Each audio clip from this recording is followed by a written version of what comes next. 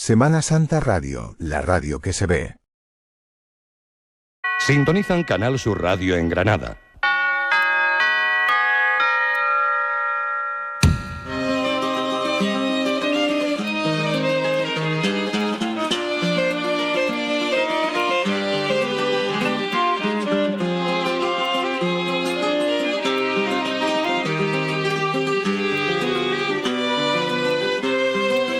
El llamador, Luis Javier López.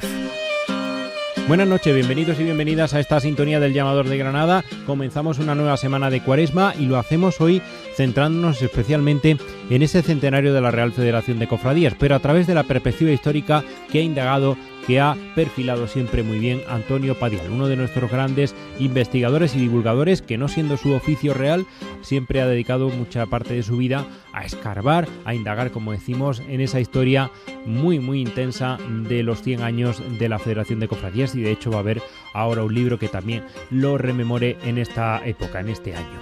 Estaremos con él, pero también con la Hermandad del Vía Crucis, una de las hermandades que también tiene más años, es ya más que centenaria, y que esta pasada semana, este fin de semana pasado, ha tenido la presentación de la restauración de su titular, Mariana, la Virgen de los Reyes. Estarán con nosotros restaurador Julio Alcaraz y hermano mayor Vicente Gomariz para hablar de ese asunto que evidentemente pues llena de alegría a los hermanos de la Decana. Y la banda de Atarfe presenta su nuevo disco, Génesis. No se lo pierdan porque tiene marchas muy granadinas y realmente es una joya musical de esta Cuaresma 2026. Con la realización de Vanessa Mateos y la producción de Mercedes Morente, comenzamos.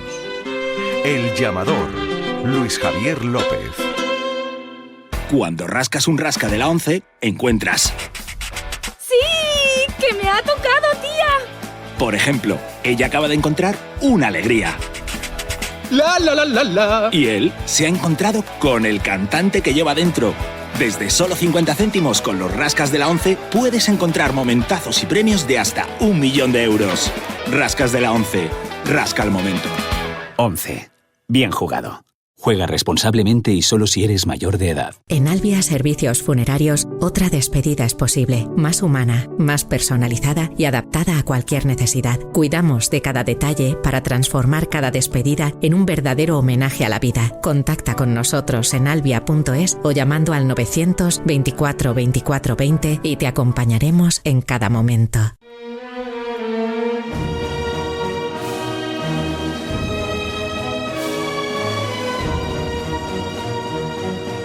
El llamador, Luis Javier López.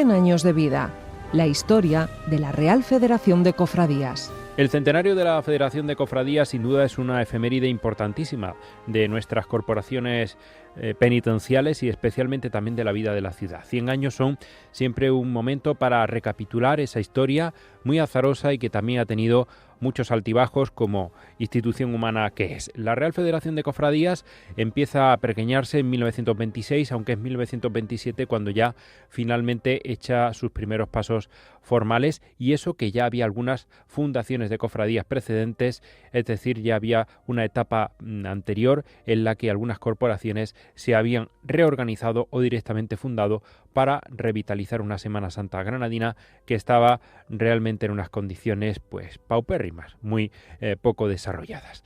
¿Quién mejor para hablar de todo este proceso de la Real Federación en varios capítulos que una de las personas que ha investigado más a la institución, que actualmente tiene su sede, como saben, en el Centro Ágora de la Plaza de los Lobos, en Granada, y que también conoce muy bien, ha editado libros incluso sobre las cofradías y especialmente sobre la historia de esta Federación de las Hermandades Granadinas? El historiador Antonio Padial nos acompaña en el Llamador de Granada. Antonio, ¿qué tal? ¿Cómo estás? Hola, ¿qué tal? Muchas gracias por estar con nosotros en este estudio de la radio pública. Comenzamos hablando de una época en la que veníamos de realmente una situación muy complicada para las hermandades, y parece que como que la ciudad de Granada fue una de las grandes perjudicadas en Andalucía por esa ausencia de la manifestación de la piedad popular. Sí, sí. En esto influyeron mucho las circunstancias sociológicas, las políticas y las ideas. Granada tuvo una Semana Santa muy espléndida en el siglo XVI, XVII, incluso en el XVIII. Luego vienen las ideas racionalistas y empiezan a poner una serie de exigencias de estatutos que los viera el Consejo Real de Castilla. Luego unas prácticas religiosas que no estaban de acuerdo con los cánones de la autoridad eclesiástica, empiezan a ponerle cortapisas, a tratar de suprimir esas prácticas que las decían que eran prácticas supersticiosas. Y las flagelaciones, por ejemplo, pues las suprimen como una cosa bárbara ya en la época de las luces, como era a finales del siglo XVIII. Luego vienen vicisitudes políticas de tipo social, hay movimientos sociales antirreligiosos, y también pues otras circunstancias de tipo más político, como la exclaustración, que viene pues de las ideas racionalistas del siglo anterior, las exclaustraciones que se produjeron en el siglo XIX, y todo esto hace que vayan desapareciendo los conventos. Al exclaustrarlos también echan no solo a los frailes de ellos, sino también a las cofradías. La mayor parte de las cofradías estaban en los conventos de frailes, sobre todo, y empiezan a perderse las cofradías. No tenían sedes, tenían que los enseres, las imágenes y los libros de actas llevárselos a casas particulares, y poco a poco, a lo largo del primer tercio del siglo XIX, desaparecen casi todas ellas. Luego, a partir de mediados del siglo XIX, el arzobispado, ante la necesidad de que todos los años se hubiera que celebrar una procesión el Viernes Santo del Santo Entierro, pues determina que esa procesión hay que celebrarla. Y entonces, pues con las dos imágenes necesarias para esta, que es la Soledad y la procesión y el Santo Sepulcro, hacen esa procesión única el Viernes Santo desde mediados de siglo hasta finales del siglo XIX. Entonces han desaparecido las cofradías, queda esta única procesión del Santo Entierro, pero hay gente que tenía recuerdos de aquella Semana Santa antigua con cofradías, y empieza a haber intentos ya por los años 80, y un intento de recuperar la Hermandad de la Soledad por parte de unos estudiantes, de unos jóvenes, presididos por uno de ellos que se llamaba Arnau, que luego va a estar incluso a principios del siglo XX, va a estar todavía este hombre en la Semana Santa de Granada. Ajá. Entonces, estas cofradías, estos intentos en contra de la autoridad eclesiástica, porque ponían muchas trabas, pues terminan por ahogarse y siguen sin cofradías durante la última mitad, y haciendo esta única procesión del Santo Entierro. Pero la gente se la apañaba para que esta procesión fuera más completa. ¿Y qué es lo que hacen en los últimos años del Santo Entierro, de los últimos del siglo XIX y primeros del XX? Pues crear el entierro antológico, es decir, que haya más imágenes, más pasos de la pasión de nuestro Señor Jesucristo en esta única procesión, y que sea así más completa. Ajá. Entonces, pues, de este Santo Entierro, que duró aproximadamente de 1909 a 1925, va a empezar a salir la idea de que con esas imágenes hacer procesiones, hacer hermandades como se hacían en la antigüedad. Y eso va a ser el germen, podríamos decir, de la Semana Santa actual. Ajá. Podemos decir que entonces hay unas fechas clave, esa del final del siglo XIX, en el que ya ha explicado Antonio esa situación compleja en la que políticamente, socialmente, España había sufrido, pues es una invasión francesa, también una restricción por parte del movimiento ilustrado de décadas precedentes, y que culmina en una época realmente pues de bajada, ¿no? De bajada de lo que es el sentimiento religioso en Granada, que solo tenía 3 exponentes: la patrona de Granada, que todavía no lo era por derecho, como nos decía Antonio, sí por el hecho de que finalmente va a concluir en la declaración de patrona ya en el siglo XX, y también la soledad de San Jerónimo hoy, entonces de Santa Paula, y el santo entierro de la iglesia de San Gil y Santa Ana, que estaba vinculado a esa hermandad también de las 3 necesidades. Y 2 fechas clave, como apunta Antonio, como son 1909, la celebración de ese primer santo entierro magno o santo entierro grande, que tendría, como recordarán los oyentes, en 2009 esa maravillosa Passio Granatensis como celebración de ese resurgir, que también tiene en 1917, Antonio, hay una fecha también importante. Se funda esa cofradía que hoy llamamos decana, la del Vía Crucis. Pues esta presión que hacen, primero, gente joven que quería que hubiera cofradía, y segundo, pues los próceres culturales del centro artístico, sobre todo, y tal, que empiezan a asesorar al arzobispo de Granada en la idea de que, hay unas imágenes muy valiosas artísticamente en la ciudad, y que esas imágenes que representaran los pasos de la Pasión, pues era necesario que se fueran sacando y que el pueblo la fuera conociendo y tal.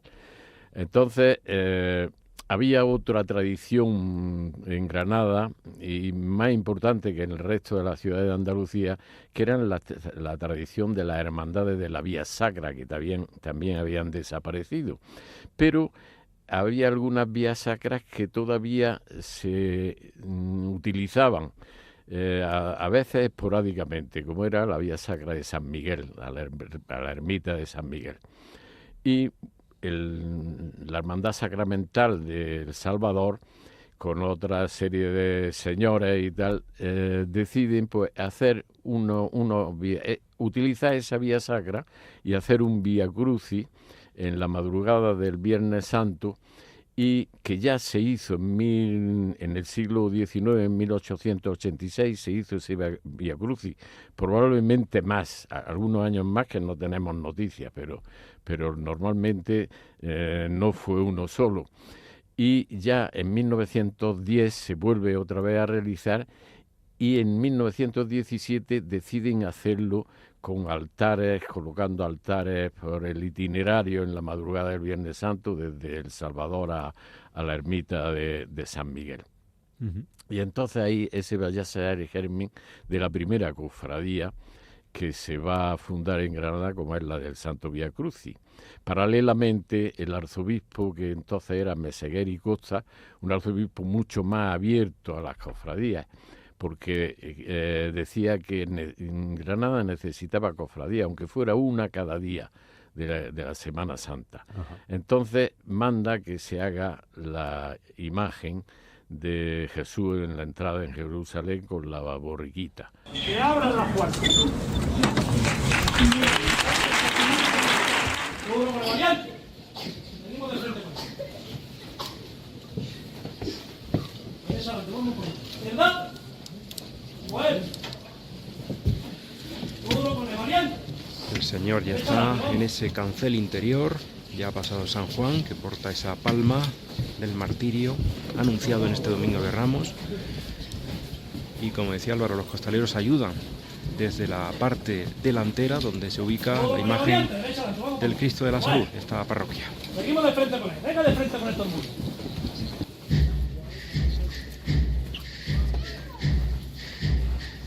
La agrupación musical Virgen de la Estrella, ¿cómo no? Y esta, que sale de San Andrés ya desde el principio, al cabo de 2 o 3 años se piensa constituir en una hermandad y ya en la prensa no hay otras fuentes que unas noticias de prensa en la que tenía ya en 1919 constituida una junta de gobierno con un hermano mayor al frente de la misma.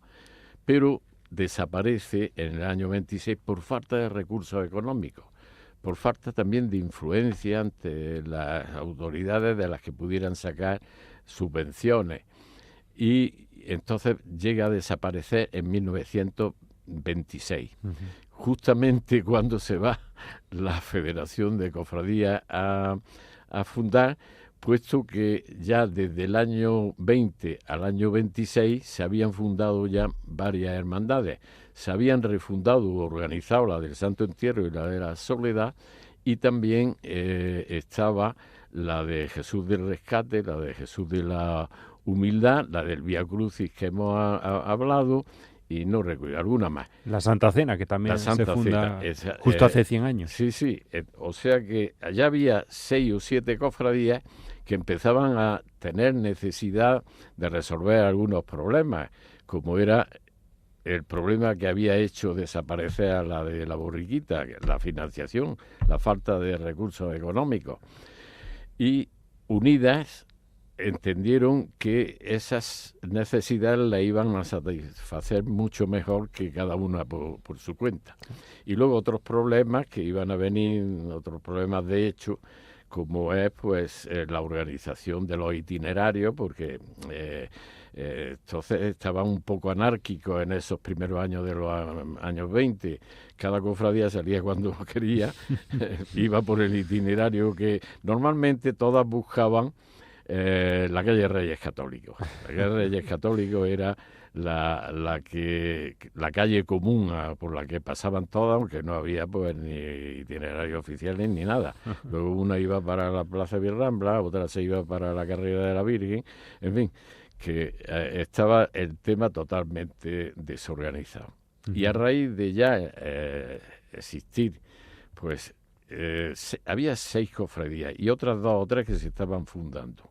De tal forma que cuando deciden de una forma seria plantearse fundar un organismo superior que aunara pues todas las exigencias de las hermandades y organizara un poco los desfiles, los horarios, y además estuviera en contacto con la autoridad eclesiástica para las disposiciones que diera la autoridad eclesiástica, transmitirlas a las cofradías.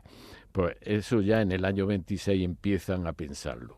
Hubo también un antecedente que fue el de Málaga, que unos años antes ya organizó la agrupación de cofradías, y claro, las cosas se van copiando.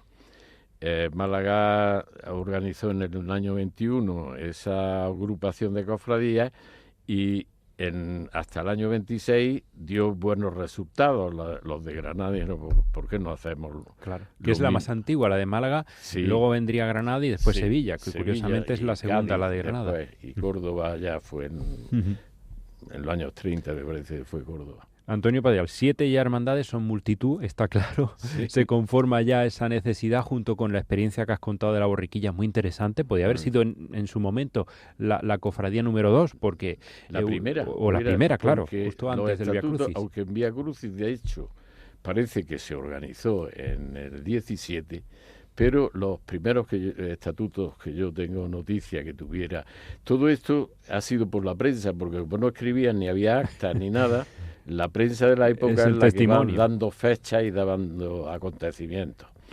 Entonces, el Vía Crucis, en la prensa sale que lo habían aprobado en el año 22, los estatutos, aunque ya había una organización pues desde el año 17, probablemente incluso antes, que era pues estas personas del barrio del Albaicín junto con la Hermandad Sacramental del Salvador, que ya hacían su Vía Crucis, su procesión con nazarenos, y lo hacían, en fin, como una procesión de Semana Santa. Pero luego en esto, no ahora, sino en la antigüedad también, las cofradías funcionaban sin estatuto. Luego después, pues, por exigencias de ellos, por exigencias de la autoridad eclesiástica, los tenían que hacer. pero... Como asociaciones normales, podemos decir. Una asociación sin estatuto, pues bueno, pero era una asociación.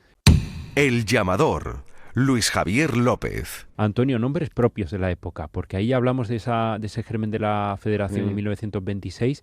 ¿Qué personalidades finalmente apuestan desde las cofradías por formar una federación? Sí, sale la idea de varias... Primero del grupo joven, que ya no era tan joven cuando aparecen ya al principio. Estaba hablando del año 1886, cuando quieren revitalizar la soledad, pero aparecen también estos Arnau con sus amigos y tal, ya cuando eran más maduros, a principios del siglo XX.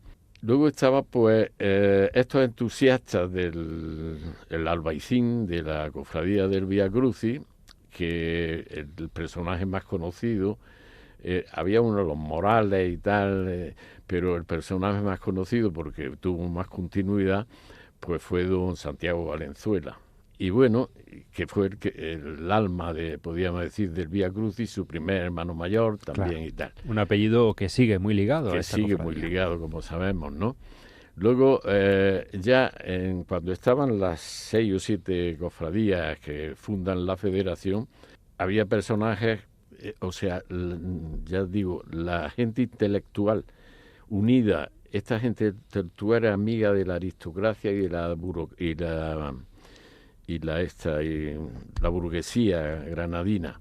Entonces le piden que entre, le piden dinero, y sobre todo le piden que vayan entrando en las cofradías y tal. Y entonces entra en esa época la alta sociedad granadina y las personas de la alta burguesía, como los Rodríguez Acosta, y luego están algunos, el Marqués de Casablanca, están luego los Casinello Núñez, que eran burgueses muy adinerados. Que uno fue presidente de la federación, incluso. Que fue el primer presidente de la federación. Luego están los Gómez de las Cortinas, que vivían en el Palacio de los Tellos. En fin, había gente de la burguesía y de la aristocracia que eran los que me daban. A olor de esto, hay mucha gente que siempre se apunta, es decir, bueno, aquí están los poderosos, aquí me apunto yo a esta cofradía porque está fulanico de tal, está mi amigo, otros amigos y tal, igual. Y se forma una élite de gente, pues, poderosa en la ciudad. Pero, ya te digo, como las cofradías, pues, cada una pues estaba independiente y tal, pues había muchos roces por muchas circunstancias, porque todas concurren en una semana, pues había muchísimos roces de todo tipo. Y falta de medios económicos, que muchas veces estas personas adineradas suplían, pues, es decir, no tenía dinero en la cofradía, pues hay que comprar esto, hay que comprar lo otro, hay que hacer un trono, y pues eran a esta gente que tenía dinero la que aportaba los medios económicos para que fuera posible la realización de luego, el día que fuera de la Semana Santa, saliera su procesión. Con las primeras luces del alba, el santo Vía Crucis del Albaicín recorre las 14 estaciones en ese símil piadoso del Calvario que es el Cerro de San Miguel de Granada. Al fondo, la gracia de la Alhambra y la excelsitud de Sierra Nevada. Los penitentes de túnica morada apagan las llamas de sus cirios en el aire de la mañana.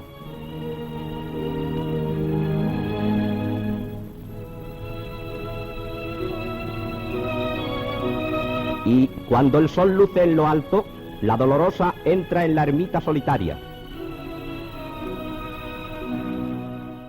Es muy curioso porque en estos años también, Antonio, se hace un acopiamiento, podemos decir, de grandes enseres, que luego siguen siendo hoy un emblema. Es decir, aquí hablamos de que esa etapa, esos felices años 20, que también benefició la economía mundial. Antes del crash del 29, ya sabemos que España también se pudo de alguna manera dinamizar más en esos años, y ahí hubo grandes estrenos y sobre todo un patrimonio que hoy todavía tenemos la suerte de conservar en muchos casos. Y había, pues, una sociedad burguesa que estaba bastante, fue la que hizo la Gran Vía, pues se hizo más o menos por toda esa época, que, en fin, se ganó mucho con las fábricas azucareras, más de 15.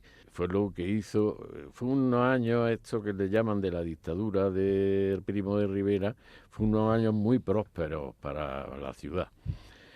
Luego ya después la industria azucarera decayó porque el azúcar de Cuba era mucho más barato y bueno, la plantilla de plantas, o sea, de fábricas azucareras que tenía la provincia de Granada era maravilloso. Hubiera sido un inicio de industrialización muy buena que se perdió, porque ya el azúcar de Cuba era más barato, claro, y cerraron. Sin embargo, quedan testimonios de las azucareras que todavía... en esa época que estamos hablando de las cofradías, estaban pujantes la ciudad en ese aspecto. Claro. Y no solo, pues bueno, las 40 o 50 familias más adineradas, sino que alrededor de ellas pues habían otros también que se iban beneficiando por el trato comercial que pudiera existir. Y entonces las cofradías se aprovecharon de eso en esa época. Fueron muy inteligentes y afortunadamente gozamos hoy de ese buen ejemplo que se dio en aquellos años 20, en los que la Semana Santa vuelve ya a renacer, que no es poco después de la etapa que ha contado anteriormente Antonio Padial y que ha sido pues todo una aventura, ¿no?, conformar la Semana Santa actual. Antonio Padial, dejamos aquí el primero de los capítulos. Muchísimas gracias por estar con nosotros en Canal Sur Radio. Seguiremos hablando de este centenario de la Federación. Muy bien. El llamador, Luis Javier López.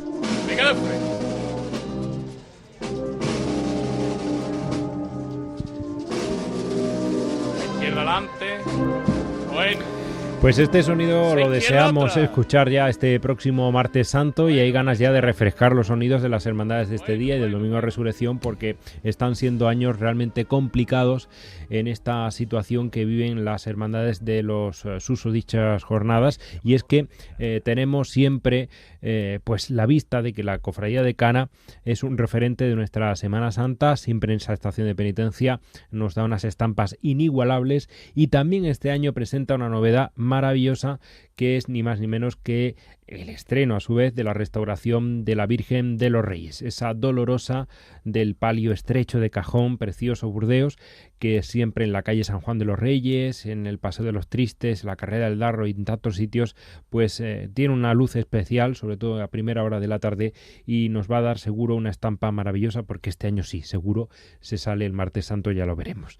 Vicente Gomariz, hermano mayor de esta Cofradía de Cana, ¿qué tal? Muy buenas noches. Buenas noches, encantado de estar un año más, una cuaresma más en los micrófonos del llamador, contigo, Luis Javier, y hablando de lo que nos gusta, y por fin con esa esperanza, ya que hablamos de Martes Santo, y estos micrófonos de Canal Sur Radio pues son verdes.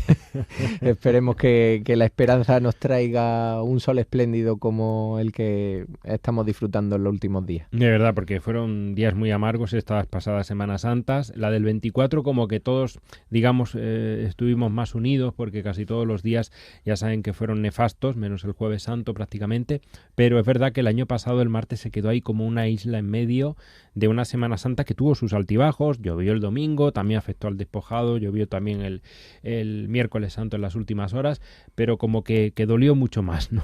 Sí, el año pasado fue un dolor más profundo, ¿no?, respecto al año anterior, por eso mismo, ¿no?, porque fue ahí un intervalo de días también complicados. Quizás el lunes santo fue el más fácil en comparación al Domingo de Ramos, pero luego ya la semana fue mejorando. Es verdad que también el Domingo de Resurrección se complicó, pero bueno, este año afrontamos con muchísima ilusión este Martes Santo. De hecho, los hermanos del Santo Via Crucis tienen la motivación por las nubes, nunca mejor dicho, y todo engrasándose para de nuevo volver a las calles 2 años o digamos que 3 Semanas Santas después. Claro. Bueno, está claro que también estás hoy aquí bien acompañado por un amigo del programa que ya ha venido varias veces a contarnos excelentes restauraciones, porque ayer 1 de marzo se presentaba esta Virgen de los Reyes ya restaurada, un anhelo de la hermandad, ¿no? Un anhelo de la hermandad. Veníamos también detectando pues los problemas que, sobre todo en cuanto a la policromía y a la conservación de la parte más superficial de la imagen, tenía las carencias. Tenemos la suerte de que en este caso el restaurador es hermano de la hermandad y ciertamente pues le hace un seguimiento casi permanente, ¿no? Cuando se entera que hay un cambio de vestimenta, un montaje de altar de culto y la Virgen pues tiene los consiguientes cambios de vestimenta. Siempre él está pendiente con su linterna para no abrasar la policromía de la imagen ni hacer nada extraño, y ver cómo evolucionaba, ¿no? Y ya llegamos a un punto en el que consideramos que esa intervención era necesaria. Como digo, no ha sido nada estructural ni nada a grandes rasgos, sino ha sido volver a reintegrar la policromía original, una limpieza. Qué mejor que lo cuenta él, ¿no? Claro que sí, pues ya lo presentamos. Julio Alcaraz, buenas noches. Hola, buenas noches. Enhorabuena otra vez, ¿no? Porque muy Muchas contentos gracias. todos. Muchas gracias. Bueno, ha sido un año muy bueno para ti también. Ya te entrevistamos por la Virgen del Sacromonte. Estás con el Cristo del Consuelo ya también a punto de finalizar, esa hermandad tan querida de los gitanos. Y has tenido intervenciones muy buenas también en otras cofradías, pero esta te toca muy de cerca, lo decía Vicente, ¿no? Claro, esta es que es mi titular, ¿no? Es la Virgen de los Reyes. Y ha sido una intervención, pues la verdad que muy, muy satisfactoria. Ha sido muy, muy bonita. ¿Qué te ha llamado la atención de la imagen que no conocieras quizás? Bueno, como ha dicho Vicente, la conocía muy bien porque la he tenido muy de cerca en muchas ocasiones, ¿no? Y he llevado un seguimiento desde hace ya años. Pero sí es verdad que hacía falta ya una intervención sobre todo a nivel polícromo, como bien ha dicho Vicente.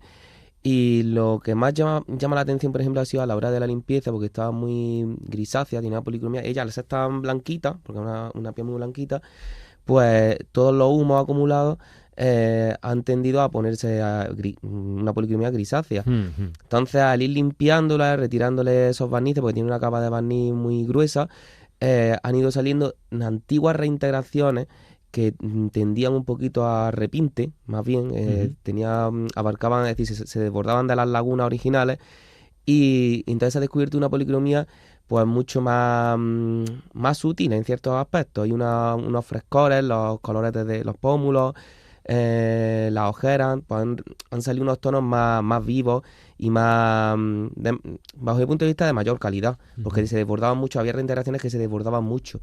Entonces, por ejemplo, los colores de antes, lo que viene siendo el rubor de las mejillas, pues abarcaban mucha mejilla, ¿no? Y sin embargo, al eliminar esos repintes, se ve como de verdad ese frescor más natural. Tienes un taller además muy ocupado, ¿no? Que es ya una referencia en Granada, y sobre todo, pues como decimos, había ya un camino hecho, ¿no? Fue difícil, ¿no, Vicente, elegirlo para restaurar a la Virgen, ¿no? Sí, sobre todo por ese seguimiento permanente que él ha ido desarrollando durante todos estos años, y evidentemente lo teníamos claro con él, ¿no? Y más siendo hermano, como digo, de depositarle la confianza que ya la tenía de por sí antes de que la imagen entrara por su taller. También, al margen de la intervención en Nuestra Señora de los Reyes, es encargado también de supervisar los posibles desgastes que pueda ir acumulando por el paso del tiempo la imagen de Jesús de la Amargura, que de hecho también ya anuncio, y no desvelo nada nuevo, que ha estado trabajando en un proyecto de restauración para Jesús de la Amargura en el marco de las ayudas de arte sacro de la Junta de Andalucía, que en este caso no ha podido ser, pero que sin duda la hermandad tendrá que desempolvarlo, porque no lo hemos empolvado ni tampoco metido en el cajón, lo tenemos encima de la mesa, y muy posiblemente, en cuanto la hermandad pueda ser, pues también depositaremos en sus manos este encargo de alto valor. Julio, evidentemente, cuando se analiza una talla de tanto valor, de Asensio de la Cerda, me decías que ya habéis concretado muchísimo más ya ese siglo XVIII en el que fue realizada, ¿no? Sí, además tiene una característica muy, muy peculiar, que no se ve mucho en otras imágenes, y es que la Virgen de los Reyes tiene una policromía que imita un poco, por no decir mucho, el maquillaje de la mujer del siglo XVIII, de la época de principios del siglo XVIII, es decir, esos rubores tan altos, los labios no los tiene policromados al estilo de un labio natural, sino es más bien como es decir, como un labio pintado, ¿no? Con carmín. Entonces por eso tiene ese corte tan recto, ¿no? Con esos labios chiquititos. Sin embargo, tiene la talla, sí tiene un labio gordito, pero lo tiene maquillado, como si estuviera maquillado pequeñito, y esa cara como si estuviera empolvada de talco, como se hacía en aquella época. Es decir, ella está policromada al estilo de principios del siglo XVIII, lo que es el maquillaje de las mujeres de la nobleza. Entonces también se marca mucho más ahí. Y luego el cuerpo por dentro imitando un poco los cuerpos del corsé de aquella época, de los corsés de las mujeres. Muy afrancesada, ¿no? Sí. Por tanto, con esa Sí, sí. moda tan típica de los Borbones, ¿no? Que ha salido en tantas películas, ¿no? Pues esto es muy Exacto. curioso, es muy curioso. Es igual que como en el siglo XX muchas tallas también fueron pues de tez morena, ¿no? Porque se fueron, digamos, de alguna manera vinculando más a Andalucía, a esta tierra, ¿no? También fue una tendencia, ¿no? Qué curioso. Bueno, sin duda, de cara a la procesión, ¿has hecho alguna recomendación especial? La imagen tiene que tener algún cuidado porque los cultos sí es que está más mirada, como bien dices tú, que le hace seguimiento, pero de cara a esa procesión, ¿hay algún momento que os preocupe o que pueda de alguna manera influir en esa conservación? No, de momento ahora mismo no, porque la imagen a nivel de soporte está fuerte, está resistente, y además la cofradía en sí tiene es decir, la forma de presentación sobre el paso de palio está bien estructurada, ¿no? Está bien hecha. Entonces no hay nada nuevo que tener en cuenta en cuanto a la procesión. La cofradía se porta bien, ¿no? Cuida Sí, muy bien a sí. su taller, a sus tallas, perdón. Y iba a decir que la otra talla protagonista, evidentemente, de la cofradía es Jesús de la Amargura, que también ha protagonizado estos días ese maravilloso triduo. Muy bonita la disposición del altar, con un guiño claro al Martes Santo, ¿no? Sí, a un Martes Santo antológico, podríamos decir, ¿no? Porque ya llevamos bastantes décadas sin que los tapices de garrigues se luzcan en la calle en los tradicionales altares que montaban vecinos del entorno de San Juan de los Reyes, en otros tiempos en el centro de la ciudad. Y bueno, como no podemos hacer uso de ellos, pues en primer lugar por el estado de conservación en el que se encuentran, que no queremos moverlos mucho porque deberían de someterse a una restauración. Y segundo, como la despoblación no solo afecta al medio rural de la provincia, sino que también a barrios muy concretos de la capital, como puede ser el caso de nuestro barrio del Albaicín, pues no tenemos a quien nos ponga esos altares, ¿no? Sobre todo en los zaguanes de los hogares del entorno de San Juan de los Reyes, como digo. Entonces hemos aprovechado esta ocasión, la Priostía ha tenido a bien en el frontal del retablo de culto, que tanto a izquierda y a derecha del Señor luzca el tapiz, en este caso de Jesús de la Sentencia y del Sepulcro, y junto con la imagen de Jesús de la Amargura han representado 3 estaciones del rezo del Vía Crucis. Qué bonito detalle, gracias por regalarnos a Granada esa demostración, ¿no? También de la antigüedad, del valor del tesoro que tenéis artístico y patrimonial, que es importantísimo en un año muy especial, ¿no? El año del centenario de la Federación. Sois una de las hermandades que la conformó, de la primera como decana. Había otras que luego ya sucedieron en ese camino y vieron la necesidad de armar, ¿no? Ese conjunto pues organizado de la Federación. Un año también muy propicio, ¿no? Sí, precisamente los propios tapices cumplieron su primer centenario justo el año pasado, porque datan de 1925, y como bien dices, por eso de hacer ese guiño a la fecha tan importante en la que nos encontramos, pues la Hermandad del Vía Crucis ha aportado también ese granito de arena al centenario de la Federación. ¿Qué vamos a ver el Martes Santo? Que lo vamos a ver en la calle, que vamos a ver estrenos, porque tenéis algunos muy llamativos. Sí, el Martes Santo también lo tenemos completo, por los que arrastramos de años atrás, lamentablemente, y también por los estrenos que presentamos en habéis llenado la guía, Santo. La guía está repleta. Está repleta. El más llamativo, como ya venimos hablando, es el de la restauración de Nuestra Señora de los Reyes, pero también hay que recordar que la hermandad está trabajando en distintas fases. Ya culminamos con esta fase tercera, la restauración de los guardabrisas, que tallara también Nicolás Prados López en 1947, un deseo también de la hermandad de mantener la estética de Jesús de la Amargura en las calles con su paso procesional.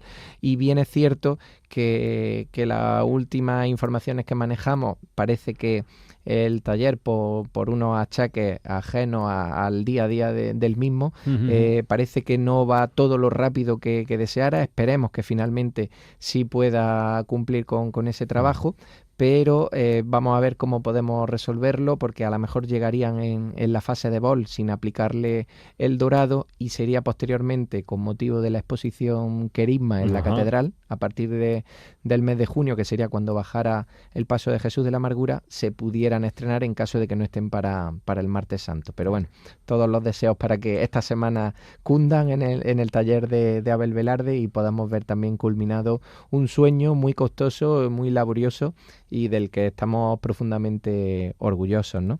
También el taller del orfebre granadino Alberto Quirós está culminando en estos días tanto las coronas como los símbolos de los últimos 4 santos que se añadieron el año pasado al respiradero del paso de Jesús de la Amargura. En este caso, las imágenes de San Gregorio de Elvira, de San Cecilio, de San Juan de la Cruz y de San Juan de Dios.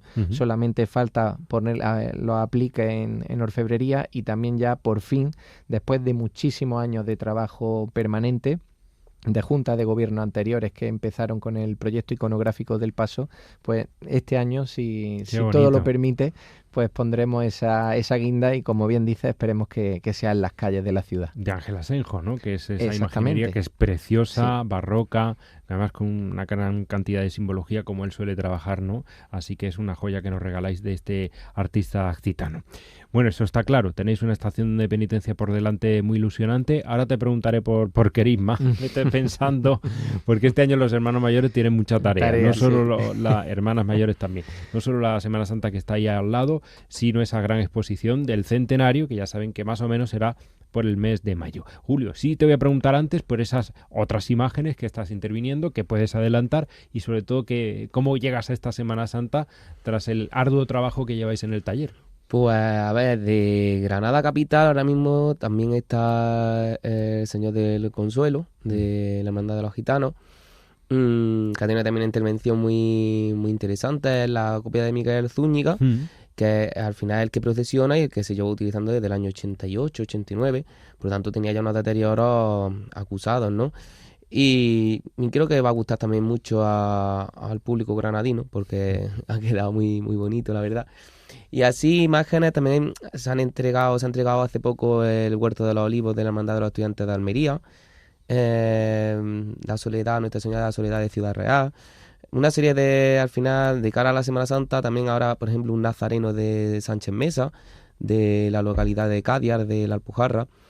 Sí, ahí está lleno el taller. Lo que pasa es que ya este año, gracias a Dios, pues vamos bien de tiempo, y ya se están concluyendo con mucha antelación todo lo que es las restauraciones de cara a la Semana Santa, y ya empezamos con lo que es ya las imágenes de cara al verano, septiembre, fiestas patronales, todo eso. Claro, que no para la actividad, claro que sí. Claro. Y sobre todo estás siendo uno de los referentes, ¿no?, de la restauración en Granada. Hay muy buenos talleres, como hemos comentado varias veces, pero está siempre en la pomada, que se suele decir.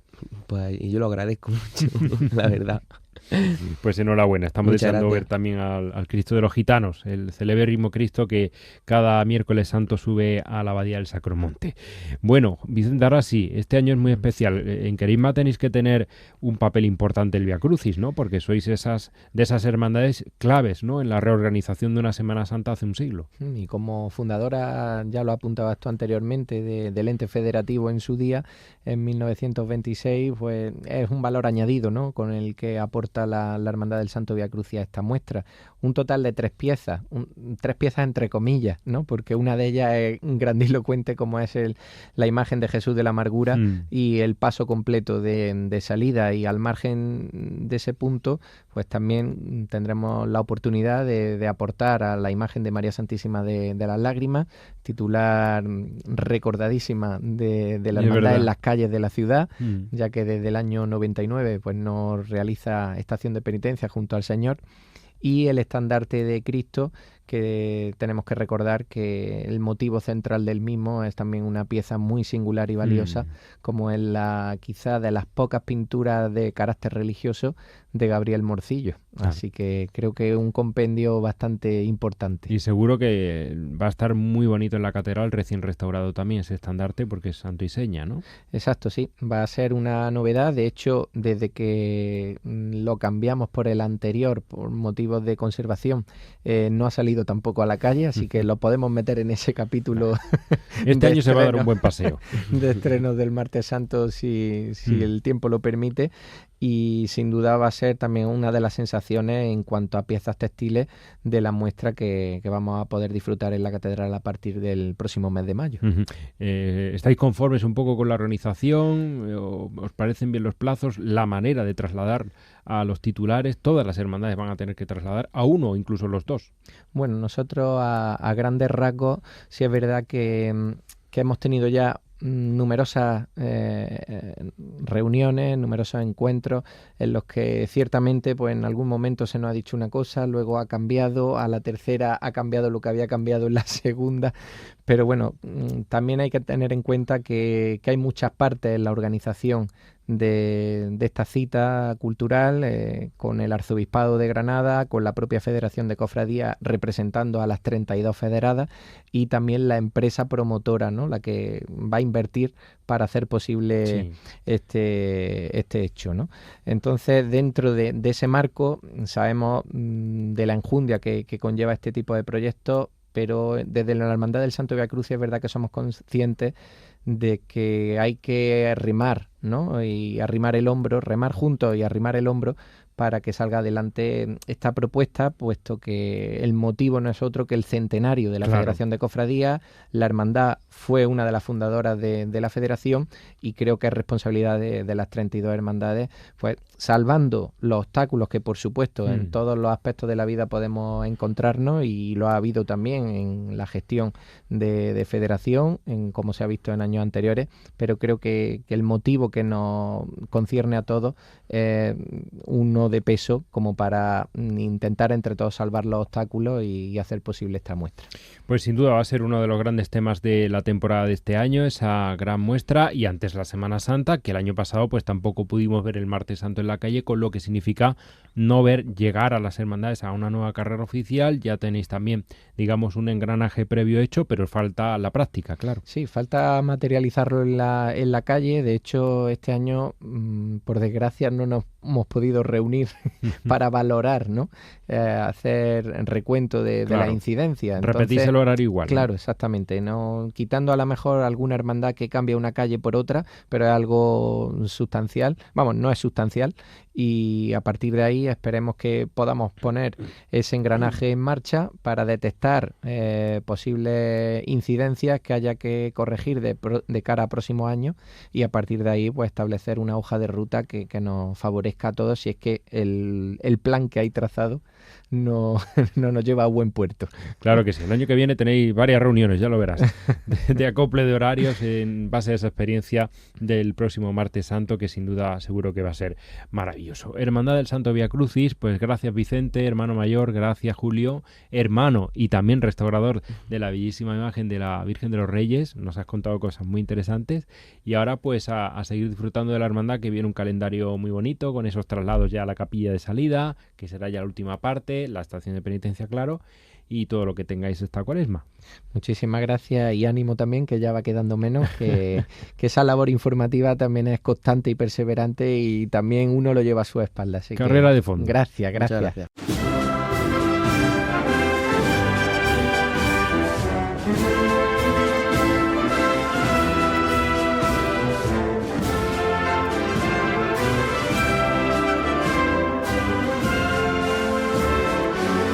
Están escuchando algunas de las marchas preciosas y además que están compiladas en un disco que les recomendamos especialmente en esta Cuaresma. Se llama Génesis y lo ha editado la Banda Sinfónica Municipal de Música Ciudad de Atarfe, que es una banda, ya podemos decir, pues de referencia sobre todo de la música procesional granadina, porque ha dedicado muchos temas de este disco tan bonito a esas marchas hechas por compositores granadinos y para vocaciones granadinas. Hay también algunas otras marchas más externas que también están genial, pero evidentemente vamos a profundizar en estas 14 marchas, algunas de ellas, insistimos, con ese acento granadino. Escuchan Victoria de Santo Domingo, de Espinosa de los Monteros y Carmona Páez, pero también van a escuchar al director de esta banda, Alberto Vallejo. Buenas noches. Buenas noches, Luis. Muchísimas gracias y lo primero, enhorabuena.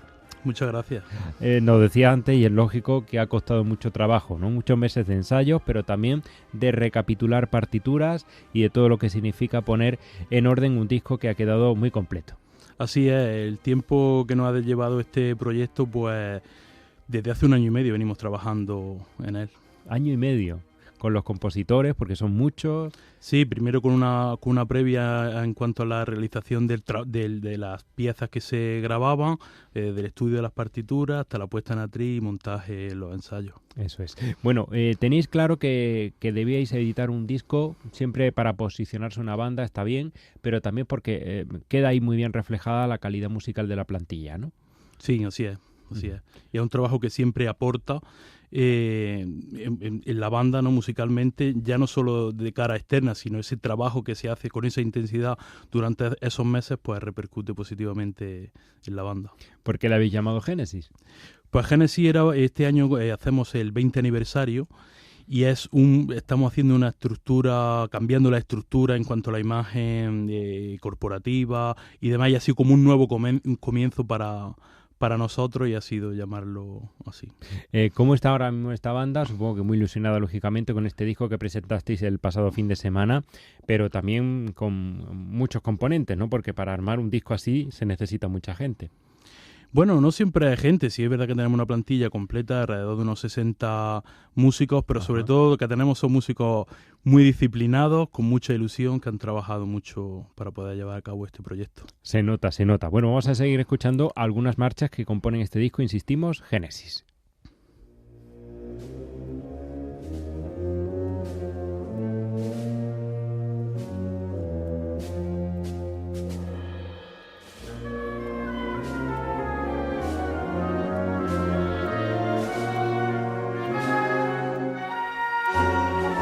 Cambiamos el ritmo y el corte de una marcha que es mucho más solemne, casi fúnebre y sin casi, porque es dedicada a la soledad de San Jerónimo, Tu eterna soledad, de Elías Santiago, uno de los compositores más prolíficos de la actualidad, que estuvo el otro día en nuestro programa también con nosotros en la parroquia de Santo Domingo. Sin duda es una marcha también muy completa en la que ha trabajado mucho el autor, nos decía, y para él es un premio, ¿no?, poder verla ya grabada.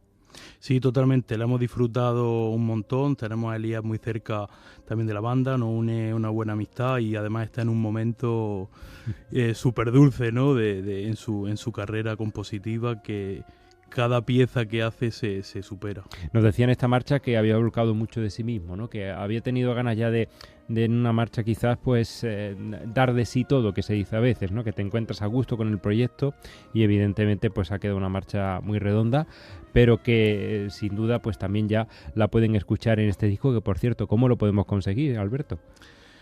Pues el disco ya está a la venta, se pueden poner en contacto por las redes sociales de la banda y lo demás será muy fácil hacérselo llegar.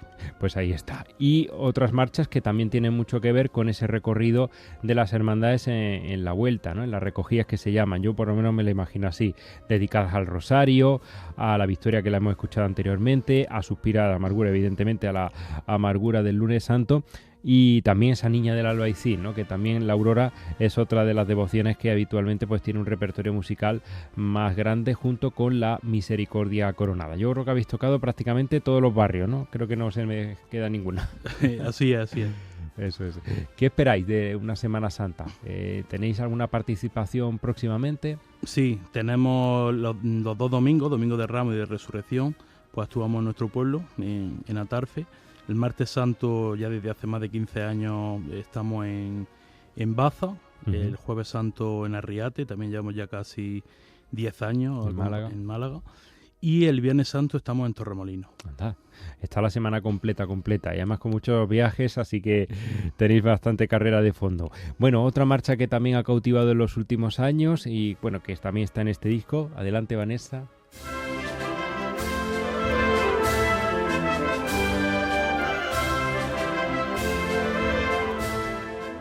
¿Qué os dicen los autores granadinos, ¿no? Cuando habéis llamado a su puerta, supongo que habéis sido vosotros y le habéis dicho, queremos grabar una marcha tuya, porque eso no es fácil. Lo hablamos antes del caso de Elías y ahora también pues tienen esa posibilidad, ¿no?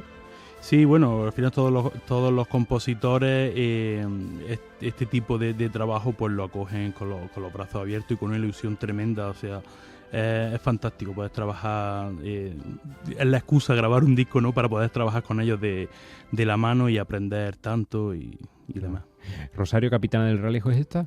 Este es Rosario Capitana de Realejo. Exactamente, de Pablo Ojeda Jiménez. Y hay una marcha que también pues es compleja, ¿no? Que es De tu mano, de Francisco Javier Torres Simón, que es una marcha que se estrenaba en el Domingo de Ramos de 2019.